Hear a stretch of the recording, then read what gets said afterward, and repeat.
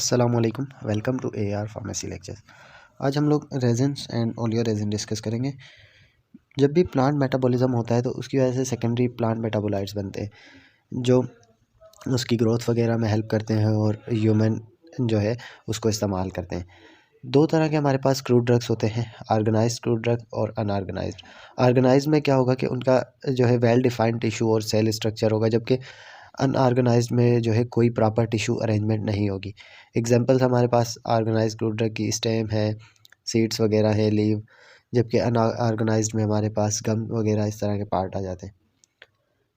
Resin resin जो है natural plant amorphous product है।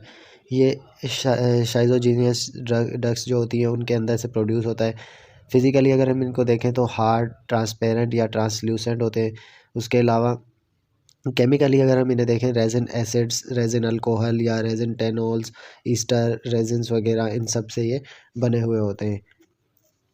जब भी ये एयर से एक्सपोज होते हैं तो उसकी वजह से हार्ड हो जाते हैं और वाटर इंसॉल्युबल हैं। टाइप्स अगर हम देखें रेजिन्स की तो मुख्तलिफ टाइप्स हैं। पहला ओलियो रेजिन। ओलियो रेजिन में जो है रेजिन के साथ ऑयल होगा, वोलेटाइल ऑयल। एग्जांपल कैप्सिकम और जिंजर है। इसके अलावा गम ओलियो रेजिन में जो है साथ में गम भी मौजूद होगी और इसको जो है हम हाइड्रोलाइज कर सकते हैं इजीली। गम को रिमूव करने के लिए वाटर ऐड कर देंगे तो वो गम वाला पार्ट रिमूव हो जाएगा, जैसे एसाफोटिडा है या मायर है हमारे पास। रेजिन अल्कोहल की एग्जांपल बेंजोरेजिनोल या साइटोरेजिनोल, इनमें जो है अल्कोहल पार्ट होगा। रेजिनोटेनॉल, रेजिन प्लस टेनिन अल्कोहल, तीनों चीज़ें होंगी इसमें। मतलब रेजिन भी होगा, साथ टेनिन वाला पार्ट भी होगा, साथ अल्कोहल भी होगा। ग्लाइकोरेजेंस की एग्जांपल हमारे पास जेलप है जिसमें ग्लूकोज भी साथ में मौजूद होगा। रेजिन की एग्जांपल हमारे पास ओलिबेनम है या कोपेल है। बाल्सम की एग्जांपल बेंजोइन, पेरू, स्टोरेक्स वगैरह, ये सब। प्रॉपर्टीज़ अगर हम रेजिन्स की देखें तो ये वाटर इंसॉल्युबल होते हैं मगर ऑर्गेनिक सॉल्वेंट्स में सॉल्युबल होते हैं। उसके अलावा जब भी हम इनको बर्न करते हैं तो स्मोकी फ्यूम्स देते हैं ये, मतलब जो है फ्यूम देंगे उनके साथ साथ स्मोक भी प्रोड्यूस होगी। इसके अलावा ये टर्पीन्स का ऑक्सीडाइज प्रोडक्ट कंसीडर किए जाते हैं। सेपरेशन ऑफ रेजिन देखें तो extraction of crude drug with alcohol, और फिर जो है उसको हम प्रेसिपिटेट कर लेते हैं वाटर के साथ। मतलब जो ओरिजिनल क्रूड ड्रग है उसको हम अल्कोहल के साथ एक्सट्रैक्ट कर लेंगे, अल्कोहल में उसका एक्सट्रैक्ट बनाने के बाद फिर उसको वाटर ऐड करेंगे तो वो प्रेसिपिटेट हो जाएगा ईजिली रेजिन। ग्लाइकोरेजिन जो है वो सेपरेट होते हैं by reaction with alcohol. Oleo resin जो होते हैं वो डिस्टिलेशन के प्रोसेस के थ्रू निकलते हैं, क्योंकि उनमें ऑयल वाला पार्ट है तो oil, volatile oil mostly distillation के प्रोसेस के थ्रू हमें जो है एक्सट्रैक्ट आउट होके मिलता है। नेचुरली रेजिन्स जो हैं वो प्लांट को कट देने के बाद हमें ऑब्टेन होता है। तो इसीलिए दो तरह के रेजिन्स हैं, फिजियोलॉजिकल और पैथोलॉजिकल। फिजियोलॉजिकल जो प्लांट खुद से एक्सक्रीट आउट करें किसी सीज़न में या जो है कुछ टाइम पीरियड बाद, जबकि पैथोलॉजिकल वो होते हैं जब प्लांट में कोई कट आए तो उसकी वजह से वो प्रोड्यूस करे। ट्राइटर्पिनोइड्स रेजिन होते हैं, ठीक है। कोलेस्ट्रॉल जैसे हमारे पास एग्जांपल है वो ट्राइटर्पिन है और बिलोंग करता है स्टीरॉयड। हम रेजिन के प्लांट्स की बात करें तो सबसे पहले कोलोफोनी या रोजिन। इसका बायोलॉजिकल सोर्स पाइनस पेलेस्ट्रिस है और कॉमनली इसे हम अंबर रेजिन कहते हैं। फैमिली इसकी पाइनेसी। अब फैमिली मोस्टली देखें तो उसके जो है बायोलॉजिकल सोर्स या लैटिन नेम से ही निकल रही होती है। जैसे इसमें भी पाइनस है तो पाइनस से फैमिली इसकी पाइनेसी है और पार्ट इसका यूज़ होता है बार्क। केमिकल कंस्टिट्यूएंट अगर हम देखें तो रोजिन में जो है resin acid, resins, fatty acid Easter मौजूद होते हैं और जो रेजिन एसिड है 90% वो अल्फ़ा, बीटा और गामा एबिएटिक एसिड है।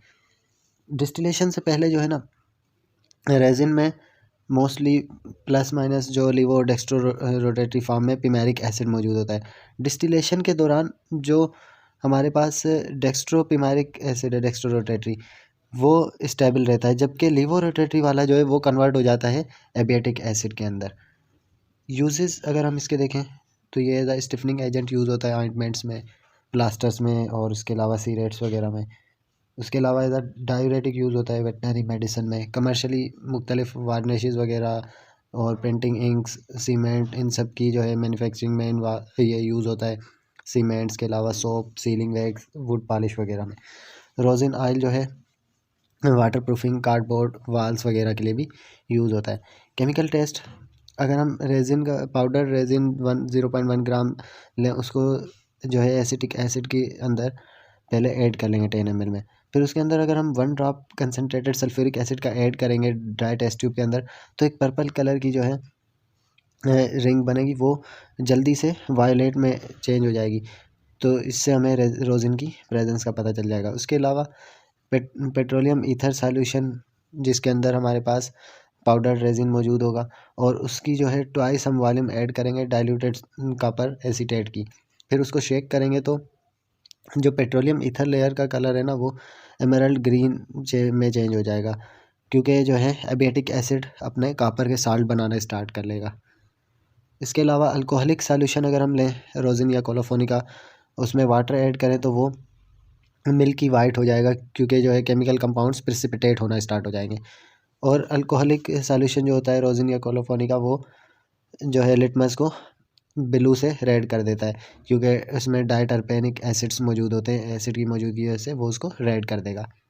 सेकंड हमारे पास बाल्सम टोलू मायरोक्सिलोन बाल्समम, कॉमनली जो है इसका इंग्लिश नेम बाल्सम है, और फैमिली इसकी लिग्यूमिनेसी। केमिकल कंस्टेंट इसमें जो है 80% रेजिन होते हैं, जिसमें जो है मिक्सचर है रेजिन अल्कोहल्स का, और cinnamic acid, benzoic acid, aromatic acids हैं वो भी मौजूद होते हैं। इसके अलावा benzyl, benzoate, styrene, benzyl cinnamate, vanillin, eugenol और फेरुलिक एसिड वगैरह मौजूद होते हैं। यूज़ होता है ये एज अ एक्सपेक्टोरेंट, स्टिमुलेंट और एंटीसेप्टिक। कफ मिक्सचर्स में भी यूज़ होता है, क्योंकि एक्सपेक्टोरेंट है ये।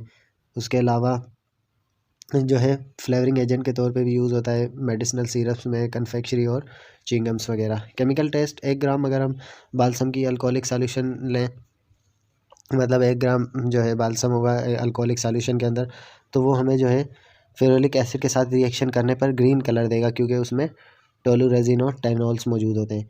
उसके अलावा बाल्सम की अगर हम अल्कोहलिक सॉल्यूशन लें और उसको लिटमस पेपर पे चेक करें, तो वो हमें जो है एसिडिक शो करेगी।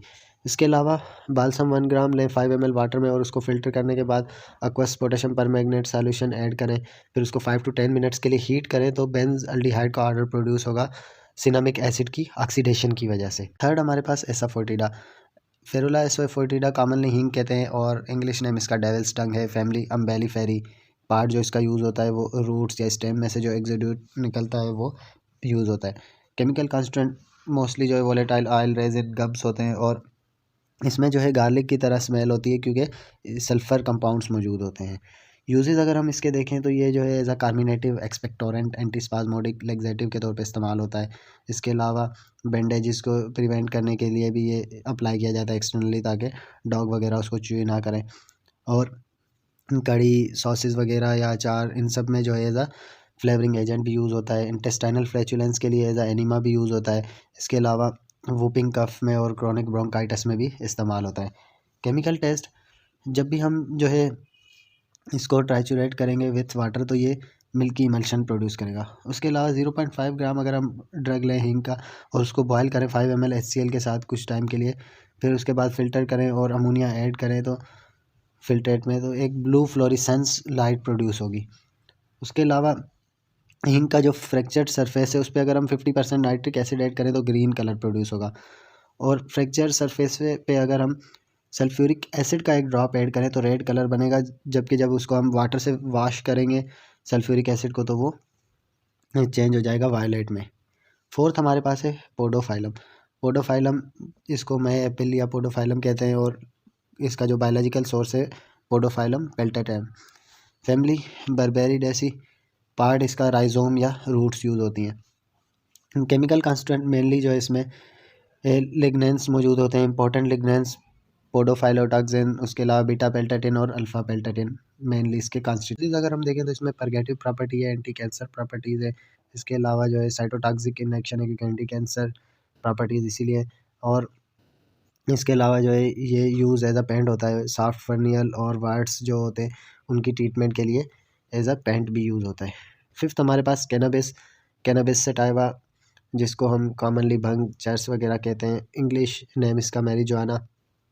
फैमिली मोरोसी या जो है कैनाबिनेसी, कैनाबिस से ही अब कैनाबिनेसी भी याद कर सकते हैं, या अर्टिकेसी। पार्ट इसका जो यूज़ होता है वो फ्लावरिंग टॉप्स या लीव यूज़ होते हैं। केमिकल कांस्टेंट मेनली 15 से 20% रेजिन होते हैं जो ब्राउन इन कलर होते हैं, सेमी सॉलिड और अल्कोहल में सॉल्युबल होते हैं। इसके अलावा एक्टिव कंपाउंड जो है इसका केनाबिनोल और केनाबिडाइओल होते हैं। यूजेस अगर हम देखें तो ये as a tonic, intoxicant, stomachic, anti spasmodic, analgesic, narcotic है, एंटी कन्वल्सेंट प्रॉपर्टीज़ है, एंटी एंजाइटी और एंटी ट्यूसिव एजेंट के तौर पे भी यूज़ होता है। जब भी अगर ये इंजेस्ट कर लिया जाए या इनहेल किया जाए एज अ स्मोक तो ये यूफोरिया, हेलुसिनेशन, डिलेरियम, वीकनेस वगैरह भी कराता है, क्योंकि ये जो है बहुत ज़्यादा ब्रेन पे इफ़ेक्ट करता है। इपोमिया, इपोमिया जो है, इपोमिया ओरिज़ा बेंसिस, कॉमनली इसे हम मीठा आलू या मून फ्लावर कहते हैं। फैमिली इसकी कन्वोल्वुलेसी, और इसका पार्ट जो यूज़ होता है वो ड्राइड रूट्स यूज़ होते हैं। केमिकल कंस्टिट्यूएंट अगर हम देखें इपोमिया के तो इसमें रेजिन्स होता है, स्कोपोलेटिन होता है, क्यूमेरिन, उसके अलावा fatty acid, sugar, sitosterol. Main constituent इसके मिथाइल पेंटोसाइड है, जेलापिनोलिक एसिड है, फाइटोस्टिरोल है, आइप्यूरोलिक एसिड है और कन्वोलेनिक एसिड है। यूजेस अगर हम इसके देखें तो ये एज अ कैथार्टिक यूज़ होता है, हाइड्रोगाज एक्टिविटी भी है इसमें, और रेजिन्स की प्रिपरेशन के लिए भी यूज़ होता है। नेक्स्ट जेलप, जेलप जो है कॉमनली हम इसे जेलप इंग्लिश नेम है, और इसका बायोलॉजिकल सोर्स हमारे पास एक्सोगोनियम पर्जा या इपोमिया पर्जा। फैमिली इसकी भी कन्वल्वुलेसी है, कन्वल्वुलेसी, और पार्ट जो इसका यूज़ होता है वो ट्यूबरस रूट्स। केमिकल कंस्टेंट अगर हम देखें तो 8 से 12% इसमें रेजिन होते हैं, वोलेटाइल ऑयल, स्टार्च, गम, शुगर, कन्वोलामाइन, ये सब के सब इसमें मौजूद होते हैं। यूजेस अगर हम इसके देखें तो ये भी as a hydragogue, cathartic, drastic, purgative properties carry करता है। लास्ट जिंजर, जिंजर का जो है हमारे पास बायोलॉजिकल सोर्स जिंगिबर ऑफिशनली, जिसको हम कॉमनली अदरक कहते हैं, और फैमिली इसकी जिंगिब्रेसी, ये भी जिंगिबर से निकला हुआ है, और पार्ट यूज़ होता है राइजोम। केमिकल कंस्टिट्यूएंट इसमें जो है resin, volatile oil, starch, protein, sugar, ये सब मौजूद होते हैं। और जो अदरक की पंजेंसी होती है ना मेन, वो ड्यू टू जिंजीरोल, जिंजीरोल जो केमिकल कंस्टिट्यूएंट है उसकी वजह से इसमें जो है पंजेंसी होती है। यूजेस अगर हम देखें तो ये यूज़ होता है as an aromatic stimulant, carminative, उसके अलावा जो है कंडिमेंट और फ्लेवरिंग एजेंट। इसके अलावा जो है स्टमक प्रॉब्लम्स में भी यूज़ होता है, कोल्ड, कफ, एज़मा वगैरह में भी। जिंजर जो है सलाइवा के फ्लो को स्टिमुलेट करता है। इसके अलावा इंटेस्टाइनल मस्कुलेचर के टोन को जो है वो स्टिमुलेट करता है, पेरिस्टालसिस मूवमेंट को एक्टिवेट करता है। बहुत शुक्रिया वीडियो लेक्चर को